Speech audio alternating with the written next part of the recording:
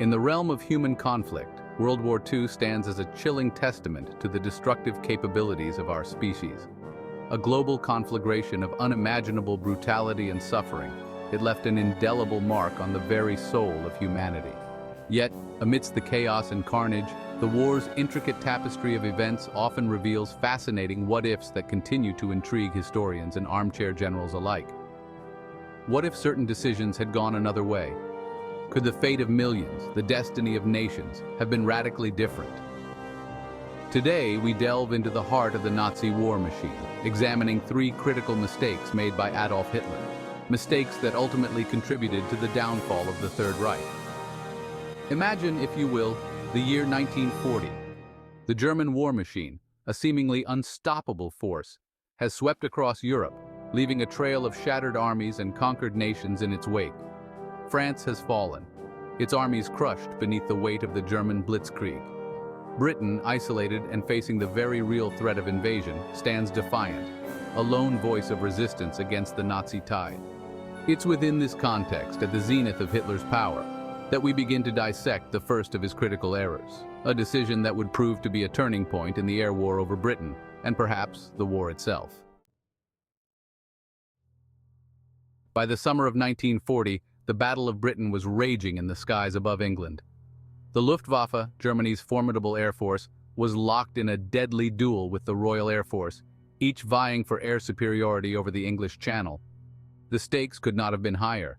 The fate of Britain and perhaps the outcome of the war itself hung precariously in the balance. It was during this critical juncture that Hitler, swayed by a combination of factors, made a decision that would have profound implications for the course of the air war. The initial phase of the Battle of Britain focused on crippling the RAF's infrastructure, targeting airfields and aircraft factories with relentless bombing raids. The Luftwaffe inflicted heavy losses on the RAF, pushing the British to the brink of collapse. However, a twist of fate would hand the RAF a crucial advantage. On the night of August 24, 1940, a small group of German bombers, off course due to navigational errors, accidentally bombed central London. This unintended attack on civilian areas infuriated Hitler, who ordered the Luftwaffe to shift its focus from military targets to the bombing of London and other British cities. This decision, made in a moment of anger, would prove to be a grave strategic error. The shift in bombing strategy gave the beleaguered RAF a much-needed respite. With the pressure on their airfields and factories eased, the British were able to repair damaged infrastructure, regroup their depleted squadrons, and bolster their air defenses. The Luftwaffe's bombing campaign, while terrifying, was ultimately less effective than intended. The change in tactics also played into the hands of the RAF's strengths. The defense of Britain rested on a network of radar stations, a technological marvel that gave the British early warning of incoming German air raids. This system allowed the RAF to effectively intercept and engage the Luftwaffe. The Blitz, far from breaking their spirit, only solidified their resolve to resist Nazi aggression. The Luftwaffe's bombing campaign against British cities continued for months, but the tide of the air war had turned. By October 1940, with their losses mounting, the Luftwaffe was forced to scale back its daylight raids, marking a strategic defeat for Germany. Hitler's decision to shift the focus of the Luftwaffe from military to civilian targets ultimately backfired, allowing the RAF to recover and eventually gain air superiority over the English Channel. This strategic blunder had far-reaching consequences for the course of the war. On June 22, 1941, the world held its breath as the deafening roar of artillery and the thunderous rumble of tank tracks shattered the fragile peace between Nazi Germany and the Soviet Union. Operation Barbarossa, Hitler's long-contemplated invasion of the Soviet Union, had commenced, unleashing the full fury of the Nazi war machine upon a sprawling and enigmatic foe. This fateful decision, born out of a toxic blend of ideological fanaticism and strategic miscalculation, would prove to be one of Hitler's most catastrophic blunders. Hitler's obsession with conquering the Soviet Union stemmed from a potent cocktail of ideological convictions and strategic ambitions. The vast lands of the East in his twisted worldview held the key to securing Germany's future, providing Lebensraum or living space for the German people. The Soviet Union, in his eyes, was a nation ripe for conquest, a vast but feeble giant led by a Bolshevik regime he considered both ideologically repugnant and militarily inferior. The early weeks of Operation Barbarossa seemed to validate Hitler's misguided confidence. The Wehrmacht surged eastward, spearheaded by panzer divisions that carved deep into Soviet territory. The Red Army, caught off guard and hampered by poor leadership and logistical nightmares, reeled under the onslaught, suffering staggering losses. The initial German successes, however, were deceptive, masking a multitude of fatal flaws in Hitler's grand strategy. The sheer vastness of the Soviet Union worked against the invaders, stretching their supply lines to the breaking point. The Red Army, though bloodied and battered, proved far more resilient than anticipated, drawing the Wehrmacht deeper into the Russian interior. As the campaign progressed, the seasons themselves turned against the invaders.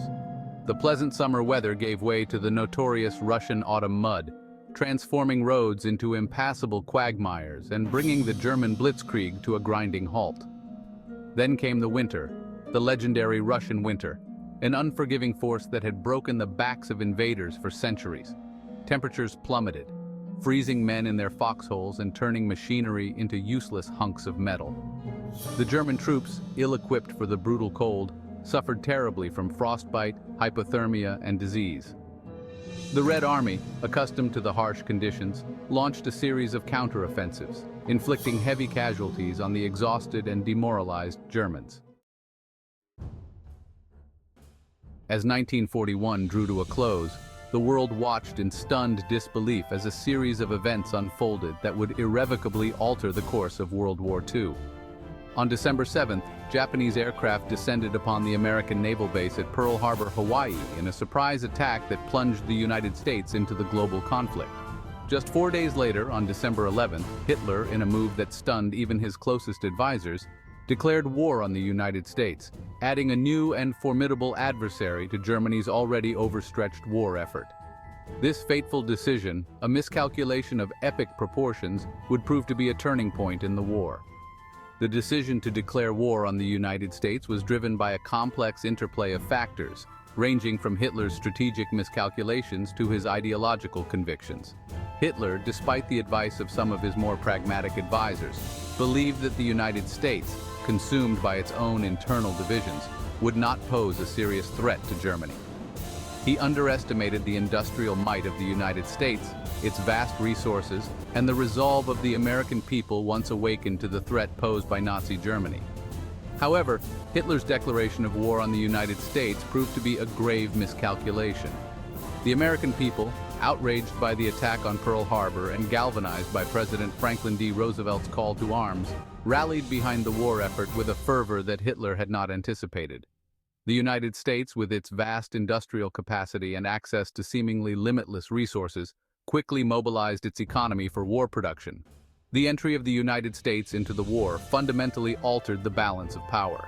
American factories churned out tanks, planes, ships, and munitions at an astonishing rate, providing much-needed supplies to the Allied war effort.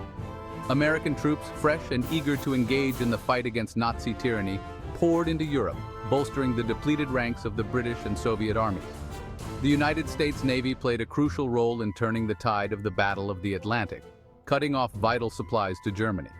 American air power, in the form of long-range bombers like the B-17 Flying Fortress, pounded German industrial centers and infrastructure, crippling the Nazi war machine from within.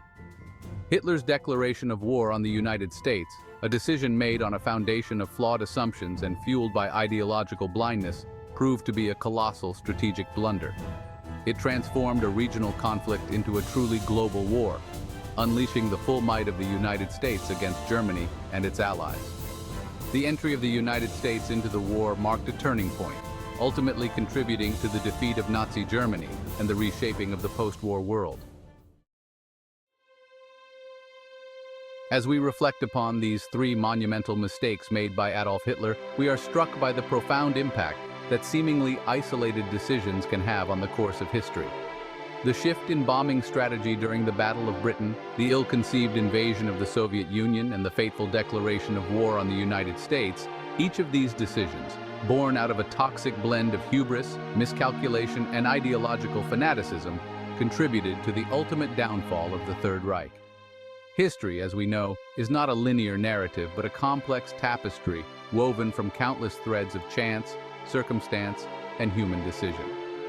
It is a sobering thought to consider how different the world might be had Hitler chosen a different path, had he heeded the advice of his more pragmatic advisors, or grasped the true nature of the adversaries he faced. These three monumental mistakes by Hitler not only altered the course of World War II, but also reshaped the world as we know it. Thanks for watching, and don't forget to like, comment, and subscribe for more historical insights.